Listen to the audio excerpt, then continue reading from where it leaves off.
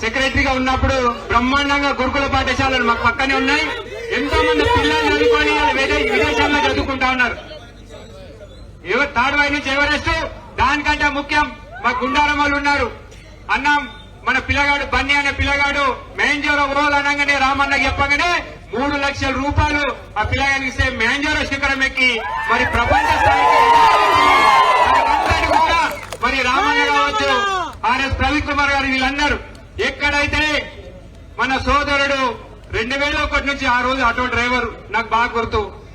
నేను మా అశోక్ అందరని చెప్తే ఊరూరికి పోయి ఇంటింటికి పోయి పోస్టర్ అంటే పెట్టినటువంటి మా ముదాం సాయిలు ఆ రోజు నుంచి కమిట్మెంట్ గా పనిచేస్తూ అవకాశం వస్తే మళ్ళా ఎంపీపీగా ఎదిగి ఉద్యమకారంగా పనిచేసినట్టు ఆ రోజు మేము కూడా గతంలో అంబేద్కర్ జయంతి చేసినాం. మరి కేసీఆర్ గారి కేటీఆర్ గారి స్ఫూర్తితోటి అన్ని పార్టీ కార్యకర్తలను పిలుద్దాం. దాదాపు 4,000-5,000 మందితో భోజనాలు పెడుతుంటే మొన్న మేమందరం పిలిచి సన్మానం చేస్తుంటే ఈ అంబేద్కర్ సాక్షిగా.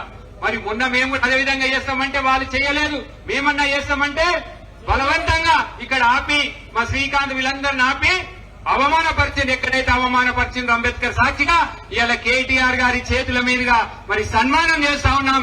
అది బీఆర్ఎస్ పార్టీ కమిట్మెంట్ అని చెప్పి తెలియజేస్తా ఉన్నాం. జై తెలంగాణ.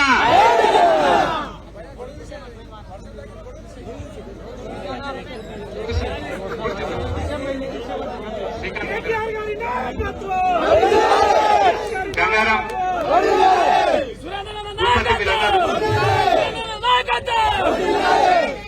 పెద్దలు దీంట్లో మనకెప్పుడు సూచనలు చేస్తున్నటువంటి మాజీ ఎమ్మెల్యే జనార్దన్ గౌడ్ గారికి, పెద్దలు సీనియర్ నాయకులు ప్రతాప్ రెడ్డి గారికి, కొంచెం ఎందుకంటే తొందరలో కొంతమంది పేర్లు